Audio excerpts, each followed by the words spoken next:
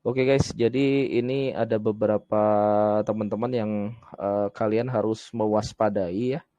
Jadi untuk pergerakan ini udah gua buat mappingnya ya. Kalian tuh udah gua buat mappingnya. Ini ada order sell dan ada order sell di sini. Satu, dua, tiga ya. Semua gua lihat dari beberapa likuidasi. Kalian juga bisa pelajarin. Yang paling deket itu ada di likuidasi di 106 sama kalau misalnya kita pindah ke 30 hari ini paling jauh ada di 112 ya, ada di 112. Ya, jadi kalau menurut gua untuk market ke depannya gua cuman pakai likuidasi sama order buy sama sell ya. Tapi untuk ngelihat arahnya kalian wajib pakai kode bandar ya. Ini ibaratnya penggeraknya. Tapi kalau arah angin ya kalian harus pakai kode bandar yang ada di Binance. Nah, di sini kalau misalnya kita lihat ini kan kayak gini gratis ya. Tuh, ya. Di sini ada di 110. Jadi untuk targetnya sampai 115 tuh, ya. Nah, supportnya ada di 100 sama di ya ini supportnya masih agak jauh ya. Cuman gua nggak ngelihat ke bawah ya karena indikatornya kita tuh warna hitam. Jadi gua ngelihatnya ke atas. Nah, kalau untuk ke atas ini ya makanya gua bilang market itu akan bergerak ke atas nih. Ya, dia udah keluar dari downtrend ya. Dia udah breakout tuh ya. Kita tinggal nunggu aja kejelasannya besok pagi itu DXY bergeraknya kemana sama oil ya. Tapi oil ini kuat ya. Gue juga nggak tahu kenapa oil kuat. Oh mungkin ada perang lagi teman-teman. Kemarin tuh terjadi perang lagi, drone khususnya. Oke, ya tetap kalau perang kalian jaga-jaga koreksi lah. Ya jangan main kalau takut main future nggak usah. Oke, jadi yang pertama gue bakalan bacain beberapa biaya dasar pemegang Bitcoin jangka pendek ya. Dimana penjualan tuh harga masuk rata-rata itu biasanya 1 minggu ya. Itu 1 minggunya itu ada indikator warna hijau itu di 106.200 ya. Terus yang 1 bulan sampai 3 bulan itu di 87.000 sampai 87.300 dan 3 sampai 6 bulan 97.500. Ini apa namanya umurnya ya. Ya, umur itu maksudnya orang-orang yang nahan ya. Orang-orang yang nahan itu untuk pembeliannya yang umurnya 4 minggu itu mereka kebanyakan belinya 4 minggu yang lalu tuh rata-rata kebanyakan orang beli di 106. Terus yang udah 3 bulan di 87 ya. Yang di 6 bulan itu 97 ya. Nah, ini kenapa penting? Ya, kalian tuh harus tahu kenapa ini penting. Pemegang jangka pendek itu biasanya mengalami kerugian itu biasanya tuh orang gampang panik ya. Ya, orang yang berinvestasi jangka pendek ya itu gampang panik tuh. Misalnya yang di serat tadi kan aku bilang di 1 sampai 4 minggu. Jadi ketika harga kembali ke level impasse mereka mungkin berpikir resiko terbesar ini sudah cukup bagi gua ya. Dan biasanya tuh orang-orang tuh udah neken order sell-nya gitu ya. Ya, jadi biasanya di 106 itu orang-orang yang megang jangka pendek kebanyakan orang jual. Makanya kalau misalnya teman-teman melihat ya di sini ya kalau kalian melihat di sini 106 ya sorry ya ini kebanyakan ini investor jangka pendek gitu kan. Ya, orang-orang berpikir ini gue main nih kemarin di sini ya udah turun nih gue takut ya udah gue biasanya TP sini jadi ada kemungkinan di sini pun ada koreksi sedikit ya karena investor jangka pendek mereka berusaha untuk jual tapi nggak apa-apa teman-teman di sisi lain juga pembelian tidak ikut serta memiliki zona harga yang sama seperti 97.000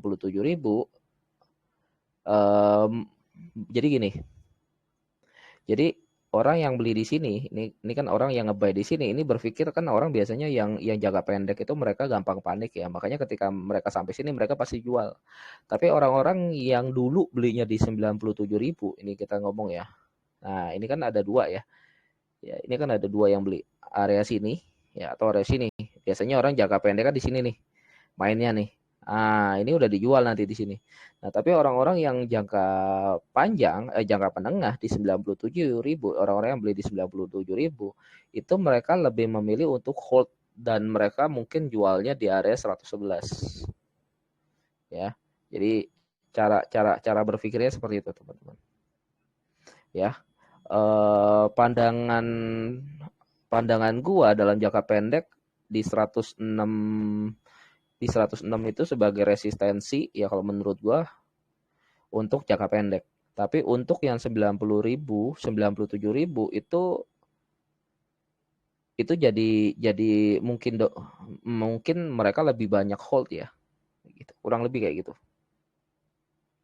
Ya, jadi kuncinya itu kalau menurut pandangan gua kuncinya ada di 96.000 ini nih. Ya. Orang-orang yang beli di sini pasti nahan ya, nunggunya antara di sini atau di sini. Ya, kayaknya di 100 deh, 110 ya teman-teman. Jadi ada kemungkinan BTC bisa balik lagi ke 110. Ya, itu poin yang pertama teman-teman. Jadi poin yang pertama kalian harus tahu. Nah, jadi jangan pakai teknikal doang gitu loh ya. Oke, kita itu poin yang pertama ya teman-teman ya. Makanya kalian tuh update di grup VIP. Ini kita selalu kasih rangkuman ya teman-teman ya. Kita selalu kasih rangkuman teman-teman. Kita tuh selalu kasih rangkuman guys. Sebentar.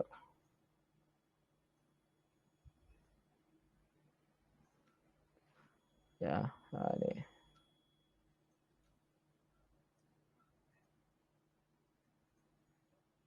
Sebentar teman-teman. Ini gue kasih rangkuman ya buat teman-teman yang VIP. Yang VIP kita kasih rangkuman.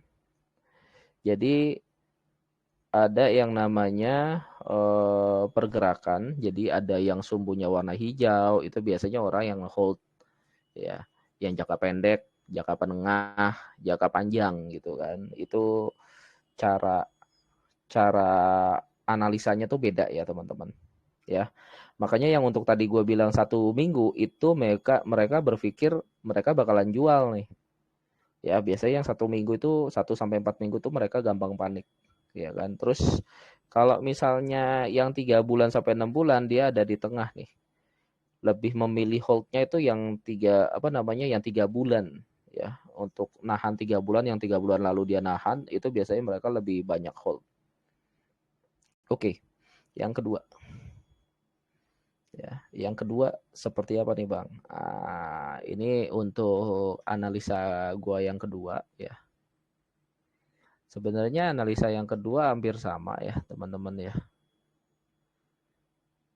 Ini juga udah gua share juga ya buat member-member gua juga ya.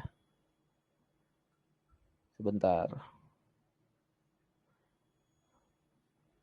Ini kayaknya udah deh teman-teman ya. Tapi gua bacain lagi nggak apa-apa. Ya sabar guys. Oke, gue bacain rangkumannya ya teman-teman ya. Kalian tuh harus punya rangkuman ya. Bitcoin itu ada ramalannya, jadi lompatan berikutnya tuh setelah manipulasi likuidasi baru-baru ini ya, kemarin kalian lihat mendadak ya, beberapa bertepatan dengan media ya, antara Trump sama Elon Musk, itu membuat kekhawatiran yang menurut gua muncul antara investor dan analis ya, gitu ya, kan ada dua nih, analis sama investor gitu kan. Nah pertanyaannya itu adalah apakah tesis ini adalah bullish atau untuk siklus ini masih bagus nih, masih bagus atau jelek gitu, dia downtrend atau uptrend. Namun kalau menurut gue juga itu keraguan ini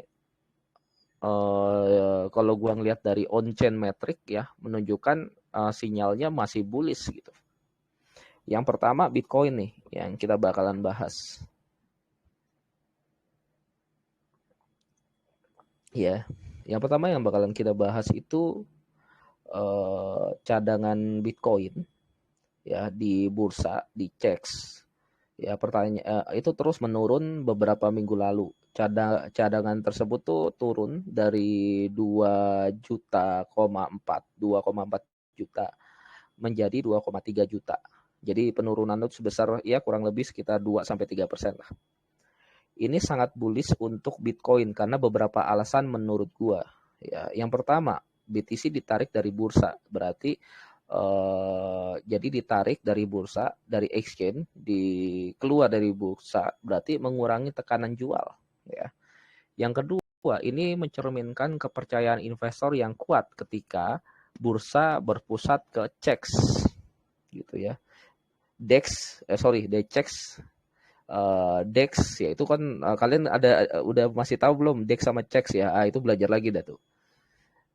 Ya jangan di sini, nggak ada waktu gua ngajarin DEX sama CEX ya. Kalian coba belajar lagi. Dan ini menurut gua tandanya keyakinan yang mendalam pada Bitcoin sebagai penyimpan nilai yang bagus. Oke. Yang kedua nih, Bitcoin ya, gua analisa dari cap yang direalisasikan. Nah, kalau kalian bisa lihat mulut gua anjir. Kapitalisasi Bitcoin ya yang direalisasikan terus memecahkan rekor ya. Ya, hingga hari ini mencapai titik tertinggi sepanjang masa ya sebesar 34,88 miliar ya. Ini juga mengonfirmasi pembelian BTC yang stabil dan meningkatkan arus masuk modal yang memperkuat keyakinan jangka panjang. Jadi intinya arus bersih bursa atau total semua bursa yang kalian bisa lihat itu untuk banyak investor itu mereka berpikir ini keyakinan yang kuat nih BTC masih bisa naik gitu. Kurang lebih kayak gitu. Makanya kalian tuh update ya. Ini kan update biar cepet. Ya, kalian kalau mau cepat update langsung join VIP aja, hubungin admin ya, teman-teman ya. Hubungin admin biar nggak nggak salah. Oke, kita lanjut lagi. Oke, selanjutnya arus bersih Bitcoin di bursa terpusat tetap negatif secara konsisten, yang menunjukkan lebih banyak BTC yang ditarik daripada yang disimpan. Oh, ya, hal ini mendukung dua metrik sebelumnya yang mengonfirmasi akumulasi dan keyakinan memegang yang kuat. Jadi maksudnya itu menunjukkan lebih banyak BTC yang ditarik. Jadi ditarik masuknya ke wallet ya, dari exchange dia ke wallet. Jadi tandanya investor lebih memilih untuk menyimpan daripada menjual. Oke. Dan yang terakhir nih, terjadi peningkatan berkelanjutan sebagai rentang di UTXO. Jadi teman-teman UTXO itu kayak indikator yang kalian tuh harus pelajarin gitu ya. Nah, itu jangan cuma teknikal doang, fundamental ya. Masih banyak. Lebih banyak BTC yang disimpan dari volume yang rentan usia yang berbeda. Jadi usia penyimpanan tuh ada yang 1 minggu, 1 bulan, 1 tahun, ada yang 10 tahun, kurang lebih kayak gitu ya. Jadi cerminan ini ya, jadi distribusi yang sehat di antara berbagai jenis investor, itu yang pertama. Yang kedua, peningkatan berkelanjutan dalam keyakinan investor. Yang ketiga, keinginan yang lebih rendah untuk menjual. Ya, jadi untuk menjual tuh lebih rendah, mengurangi tenaga tekanan pasokan. Tren ini tidak terisolasi, bersama-sama keduanya mencerminkan pergesekan struktural dalam perilaku, di mana keyakinan jangka panjang mengalahkan spekulasi jangka pendek. Nah, maksudnya apa tuh, Bang?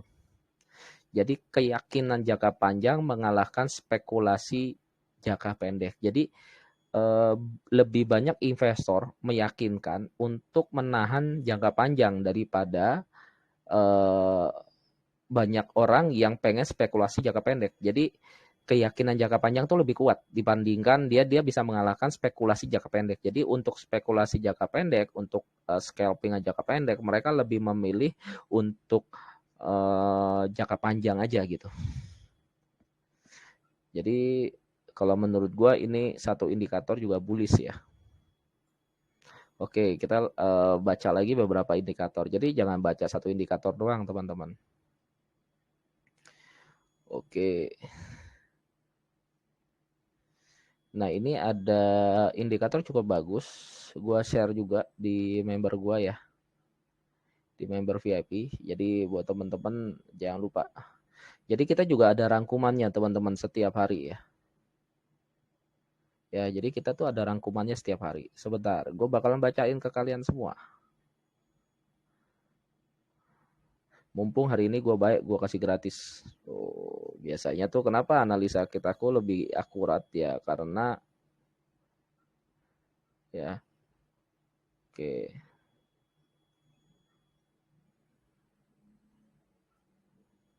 Ini gue juga bagi di Discord juga ya teman-teman ya. VIP sinyal tuh harus dibagi ke Discord juga. Nanti ngambek, yang di Discord ngambek, nggak dikasih. Oke. Nih, gua kirim dulu ke Discord. Ya, makanya kalian tuh join VIP biar nggak ketinggalan. Nanti udah rungkat, biasanya baru join. Itu tuh kelakuan orang Indonesia gitu. Ya, udah rungkat baru join, guys. Oke. Ini ada yang kedua ya. Ini kita bahas tentang Ethereum. Ya, Ethereum bereaksi terhadap harga realisasi alamat deposit pengguna Binance level kritis di masa depan ya. Ini analisa kurang lebih di 6 Juni ya. Sekarang udah tanggal ya sekitar 6 Juni. Ethereum menunjukkan reaksi yang jelas terhadap level 2300. Jadi di area 2300 itu sebagai dukungan on-chain utama yang mencerminkan basis biaya rata-rata pengguna Binance yang telah menyetor Ethereum. Pemulihan pasar level ini menyoroti dampak perilaku pengguna Binance pada struktur harga Ethereum saat ini. Jadi harga realisasi di seluruh kelompok alamat deposit pengguna Binance itu ada kebanyakan di 2392. Dan untuk alamat deposit pengguna OKX itu ada di 2706. Alamat yang sering menerima checks dari checks itu 2500 ya. Alamat yang sangat aktif itu 2500 ya. Jadi untuk harga rata-rata BTC saat ini ya, untuk harga pasarnya gua ngelihat untuk harga pasarnya di area 2500 ya teman-teman ya. Kita ambil tengah karena harga rendahnya di area 2300, harga atasnya 2700 atau 2800. Jadi kalau menurut gua harga pasar untuk saat ini yang sering menerima atau yang sangat aktif itu ada di 2500 ya. Jadi kalau kalian beli Ethereum di 2500 itu aman ya. Walaupun nyangkut dia pasti balik lagi. Nah, Bang, kalau bisa tahu kayak gitu ya itu makanya kalian tuh enggak ngandelin teknikal doang untuk analisa ya. Banyak banget untuk indikator-indikator yang kalian pelajari. Yang paling penting tuh kalian harus punya rangkuman, teman-teman. Ya, rangkuman beberapa indikator. Jadi jangan mengandalkan satu indikator. Kalau gue kan sudah punya indikator dari Binance ya, gue juga sudah indikator dari Binance gue udah punya tuh. Yang paling penting itu indikator Binance ya. Nah, ini tambahannya teman-teman. Oke, kita lanjutin. Oke, kita lanjutin ya. Nah, ini biar banyak yang semangat malam-malam. Gue udah analisa pasar, kalian masih gimana kalian mau ngalahin gue? Ya kan? Kalian main kripto ya jarang-jarang, analisa ya jarang-jarang, gue tiap hari analisa, iya kan? Gimana mau ngalahin gue loh? Kalau mau ngalahin gue harus lebih banyak belajar dari gue, jangan masa gurunya lebih banyak belajar daripada muridnya. Harusnya guru mau udah nggak terlalu banyak belajar, muridnya harus lebih banyak belajar. Masa kalah sama gue sih? Oke, sekarang bertahan di area 2500 nih untuk Ethereum. Ya, kita bahas Ethereum ya. Nah, ini kita bahas Ethereum. Oke. Sekarang kita bisa lihat untuk Ethereum itu ya. Untuk Ethereum itu sekarang ada di kuat ya. Ini makanya tadi gue bilang ya. Untuk atas di 2600 2700 ini adalah fasilitasnya atas dan 2300 ini adalah supportnya ya. Jadi kalau misalnya gue lihat itu harga 2500 ini adalah harga yang aman lo beli 1, 2, 3 ya kan 4, 5 ya. Ini jadi selama lo beli di area 2500 itu pasti dia balik lagi. Ya, pegang omongan gue. Nggak mungkin lo nyantol lama di 2500 tuh nyantol lama tuh nggak mungkin. Oke. Ya. Jadi terutama pengguna Binance ya tetap untung sehingga mengurangi tekanan jual. Penurunan di bawah ambang batas ini dapat mendorong sebagian besar kepemilikan Ethereum ke dalam kerugian belum terrealisasi yang memicu distribusi baru dan potensi penurunan. Ya, mengingat Binance memegang cadangan Ethereum tertinggi di antara semua bursa yang terpusat dan memiliki dominasi kuat dalam pergerakan Ethereum on-chain, penting untuk memantau metrik ini. Ya, harga terrealisasi dari alamat deposit pengguna Binance adalah level penting untuk memperhatikan struktur pasar Ethereum. Nah, jadi untuk struktur pasar Ethereum, ya ini yang warna hijau ini CEX, yang warna oranye itu OKX, yang Binance itu warna ungu, ya. Ya. Jadi yang OKX itu harganya tuh lebih tinggi ya, ketinggian harga OKX tuh lebih tinggi dibandingkan kalau misalnya kita dari harga CEX sama Binance ya. Untuk Binance sendiri warna ungu itu berada di 2.400. Ya, untuk CEX-nya di 2.500 dan untuk OKX-nya ada di 2.700. Dan kalau menurut gua harga rata-ratanya itu ada di 2.500 ya. 2.500. Pasti balik ke 2.500. Oke.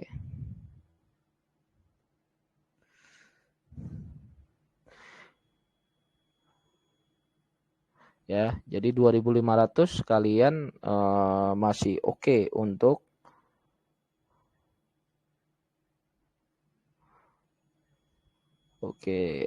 membeli ya 2.500. Itu masih aman. Oke, ada 3 lagi indikator. Nah, ini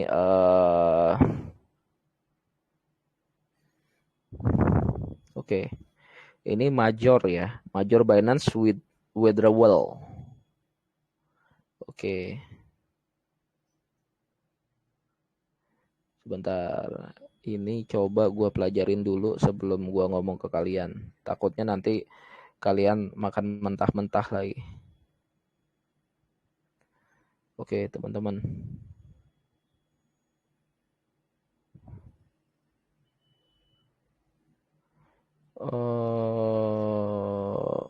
Oke, ini sebenarnya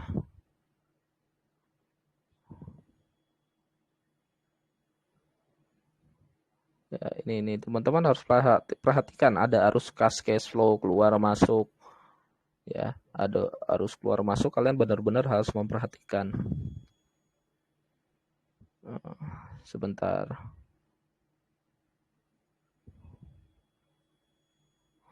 Ya, jangan teknikal mulu ya, rangkum ya. Market itu dirangkum, guys.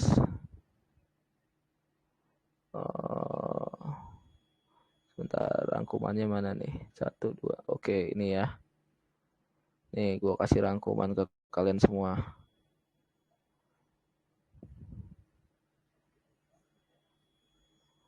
Oke.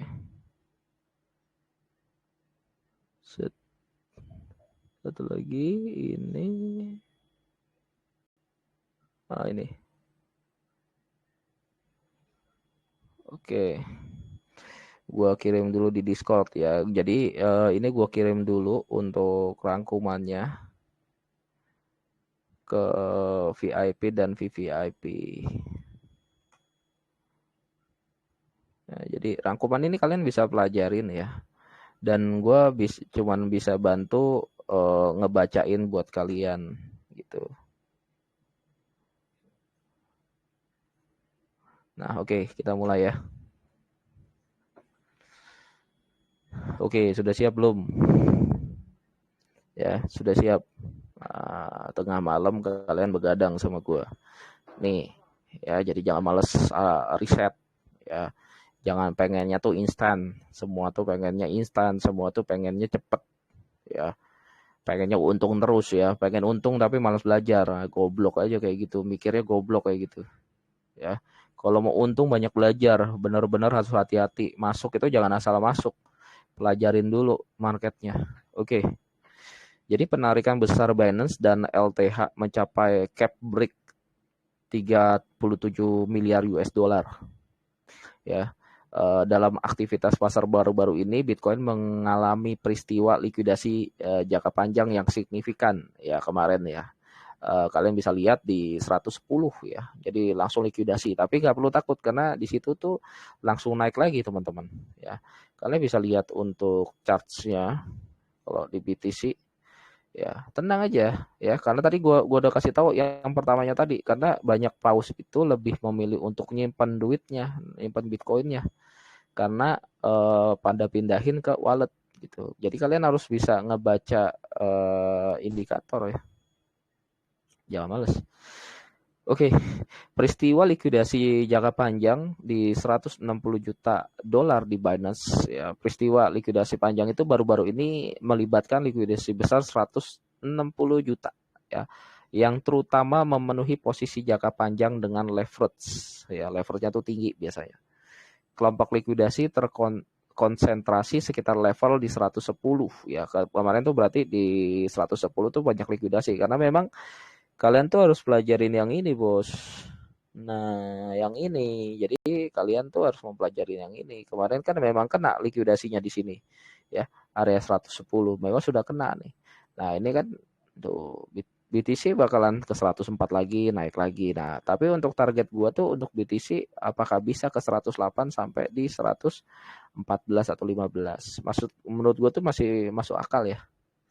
Ya. Nah, kita juga lihat dari sini nih, maksimal di berapa tuh? Di 112 ya. Jadi ada kemungkinan BTC pun makanya untuk target kita lihat lagi itu di 110 dulu gitu ya. Cuman jangan terlalu buru-buru short ya, lebih baik DP separohnya. Nah, ini udah naik lagi ya, teman-teman. Dia udah kuat lagi nih. Oke, kita lanjut. Ya, peristiwa likuidasi ini seringkali menyebabkan volatility jangka pendek, tetapi juga dapat menciptakan peluang pembelian bagi investor yang jangka panjang. Jadi karena koreksi, investor order buy-nya terbeli gitu ya. Jadi ada pembelian jangka panjang ya. Terus yang kedua itu penarikan Bitcoin dari Binance. Loh Bang, penarikan Bitcoin berarti koreksi dong. Nah ini tonton. Setelah peristiwa likuidasi, Binance mencatat arus keluar yang melebihi 4.000 BTC yang menandakan perubahan perilaku investor. Lonjakan setoran besar terakhir pada 22 Mei ya kemarin. Jadi setelah 22 Mei itu banyak banget investor itu tarik duitnya dari exchange itu pindah ke walletnya mereka masing-masing. Tandanya orang lebih memilih untuk menahan koin daripada menjual. Ya, aktivitas pemegang jangka panjang ya selama peristiwa likuidasi Bitcoin ada dua nih. Jangka pendek menghadapi likuidasi brutal, pemegang jangka panjang menunjukkan perilaku yang sangat berbeda. Ya, jadi biasanya para investor-investor yang biasanya dia main pendek-pendek itu lebih bermain seperti brutal dibandingkan perilaku investor-investor yang jangka panjang. Jadi orang-orang yang investornya mindsetnya itu long life, itu mereka tuh lebih tenang, lebih santai dibandingkan investor-investor yang mungkin main future, yang mainnya tuh brutal, ngawur-ngawur. Karena kemarin juga ada investor dari Korea juga kena likuidasi sangat banyak dan uangnya tinggal 6 juta katanya. Ya.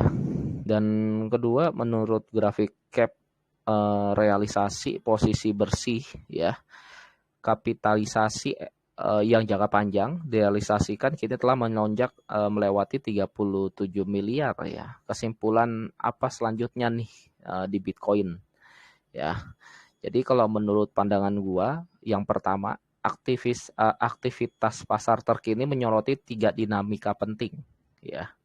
Jadi 3 dinamika penting tuh, yang pertama leverage reset, long squeeze di 101 menyingkirkan tangan-tangan yang lemah ya, menyingkirkan investor-investor yang lemah. Jadi biasanya orang mulai long lagi di area 100 ya. Makanya gue bilang kemarin tuh buy-nya di 100, DC aja di 95. Dan selanjutnya arus keluar bursa menandakan akumulasi orang pemegang yang sangat kuat. Jadi banyakan tuh orang supply shock gitu ya. Meskipun investor retail mungkin gelisah oleh likuidasi yang nyata atau fluktuasi harga, indikator on-chain memberikan perspektif, anjir susah banget cok, perspektif yang lebih terperinci dan seimbang. Jika pergerakan ini berlanjut, mereka dapat meletakkan dasar bagi struktur bullish yang lebih berkelanjutan. Setelah tangan-tangan yang lemah disingkirkan dan pemegang jangka panjang yang telah memuat ulang. Jadi ada beberapa investor-investor lemah itu maksudnya investor-investor yang modalnya kecil lah ya teman-teman. Dan ini kalian bisa lihat untuk pergerakannya. Oke, next. Ya, jadi ya kayak gini nih kalian belajar gitu ya. Rangkumannya dibaca. Ya, jangan males. Nah, ini kemarin tadi udah gua share juga ya, ada beberapa. Ya itu dulu deh. Ya, teman-teman ini udah gua share semua kalau yang ini. Ya, jadi intinya kesimpulannya untuk target jangka pendek dan menengah ya, ada kemungkinan para investor hold. Ya, kita tinggal nunggu aja oil berapa ya dan DXY berapa di Senin nanti ya. Nanti pagi gue bakalan update. Jadi Senin itu jam 5 tuh bakalan update juga teman-teman. Dan sekarang gue posisinya ngelong ya teman-teman ya. Coba gue cek. Ada beberapa yang long gue tuh minus ya. Ada yang beberapa masih plus, jadi masih so-so lah. Ya, jadi masih so-so guys. Ya. Ya, untuk altcoinnya dia tidak bergerak terlalu jauh ya. Tapi untuk AXL tadi semalam gue udah kasih sinyal AXL ya teman-teman ya. Gue udah kasih sinyal AXL nih.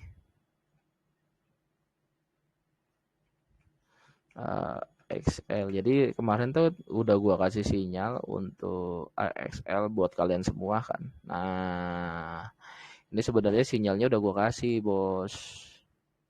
Gue nggak tahu tuh member-member atau kalian tuh udah pada beli atau belum. Nah, ya. Jadi untuk AXL itu tuh ya kemarin kan kita main juga AXL nih, indikatornya merah di sini ya, jual dulu gitu. Nah, kalau yang di sini indikatornya udah hitam. Makanya kalian tuh jangan di short lagi posisi di sini. Ya, di sini indikatornya udah hitam kemarin. Hitam. Oke, gede semua aja. Oke.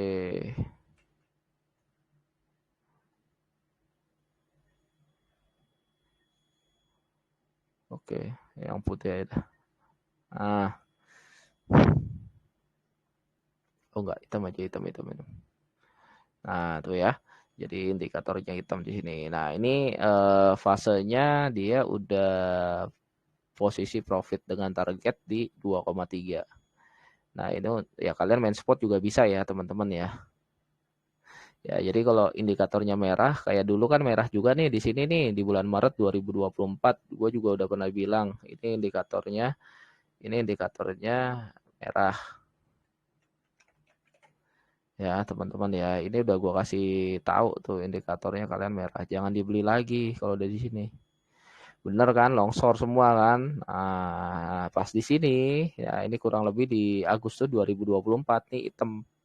Karena memang sinyal gue tuh kurang lebih dulu tuh jawaban 55.000 kan. Ya, dulu kan harganya di 55.000. Jadi ini indikatornya hitam. Dan kemarin di Desember kan indikator gue merah ya jual dulu gitu. Nah sekarang kan sudah hitam nih, kalian waktunya untuk beli lagi. Tuh kalian tinggal ini kan sudah uptrend nih, kalian tinggal pasang aja TP1, TP2, TP3. Nah, ini TP1, TP2, TP3-nya. Ini untuk spot ya. Ya, jadi ini untuk spot. Jadi sayang sekali kalau kalian tuh nggak ikut sinyal Milliarder Boy gitu kan. Sangat Lu pokoknya kalau nggak pakai kode bandar, ya jujur aja nih guys, lu nggak pakai kode bandar, lu jadi gembel serius. Ya, lu nggak pakai kode bandar bisa jadi gembel lu main kripto. Percaya sama gua. Ya, ini tinggal tunggu indikatornya itu dia keluar eh, silang ya. Coba kita pakai 3 jam. Aku biasanya pakai 3 jam teman-teman. Nah, untuk 3 jamnya dia udah keluar silang ya. Ada kemungkinan dia uptrend di sini. Ya, AXL taruh gue di sini bos. Tuh di 0,4. Ya, target gue di 0,4 teman-teman. Nah, kemarin kan Desember ya. Nah, di sini di Desember, Mei, ya sorry, dia naik, Mei-nya koreksi kan. Nah, tinggal di sini guys. Waduh, ngantuk juga. Ya, jadi kalau analisa tuh harus tiap hari, ya. Ya, jangan kebanyakan flexing juga.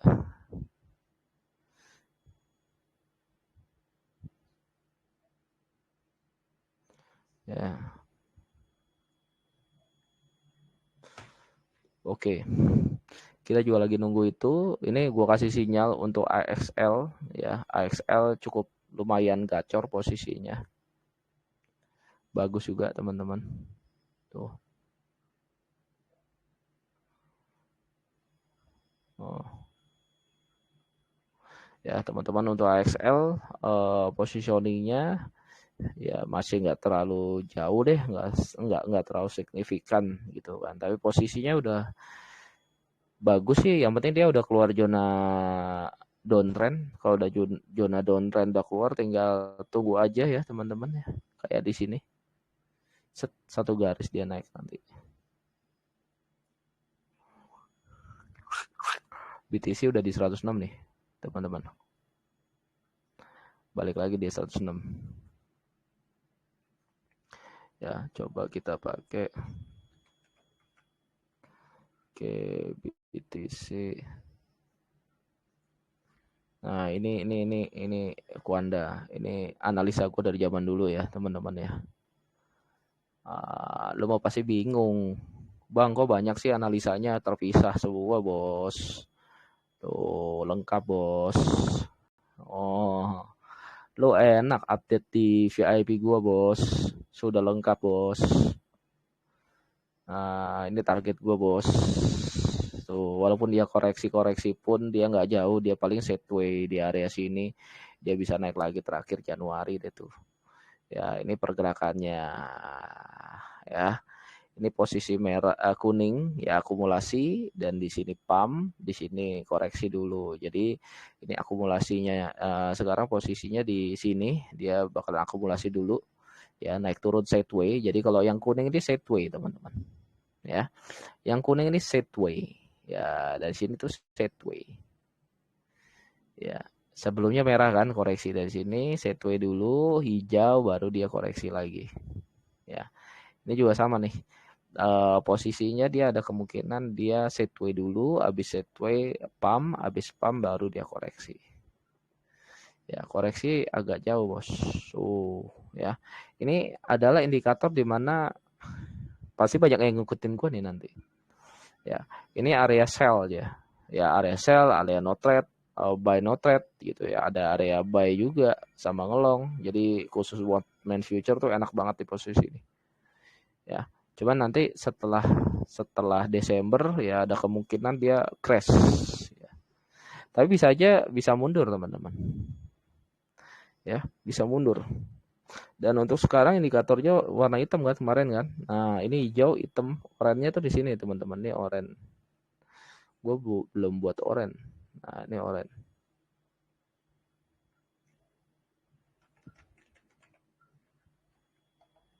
Indikator oranye.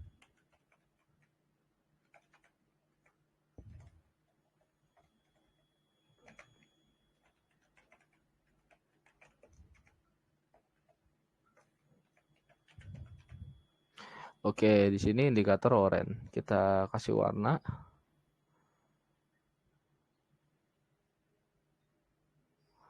Oke.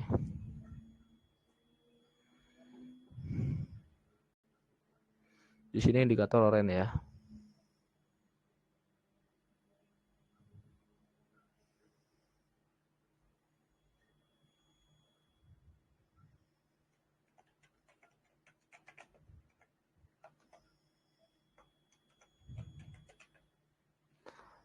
Oke.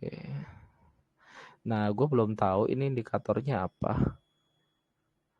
Cuman sekarang tuh kemarin tuh fasenya dia udah persilangan ya teman-teman ya.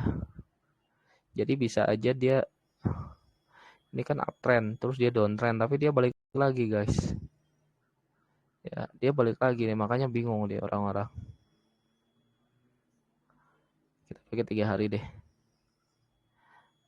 Nah, ini belum keluar nih zona uptrendnya. Jadi kayaknya agak sabar guys. Ya indikator juga masih warna hijau.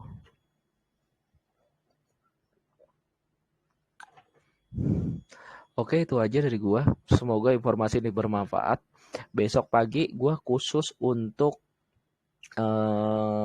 lifetime gua ya, untuk VIP gua ya. Jadi besok pagi sekitar jam 6 pagi sampai jam 7 pagi gua bakalan kasih analisa lagi buat kalian semua karena startnya ada di situ. Ya, untuk hari ini cukup dulu buat teman-teman. Nanti gua kasih dari awal ya, analisa dari awal. Semoga bermanfaat buat kalian semua guys. Ya, tapi ini kita bakal sering-sering kayak gini ya teman-teman ya. Kita bakal sering-sering kayak gini. Biar kalian tuh bisa paham ya. Nah, nanti malam besok pagi ya kita analisa. Ya, ini udah nggak bisa lagi ya teman-teman. Ya paling bisa ya teman-teman kalau misalnya di 108 sampai 108 106 masuk akal. Ya, 108 sampai 106 masuk akal. Ya kalau kalian lihat di sini aku tadi udah buat. Nah, ini ya 106 sama 108. Ya, ini adalah area selnya antara dua ini. Ya, kemarin udah sampai sini. Oke, itu aja buat teman-teman. See you, goodbye.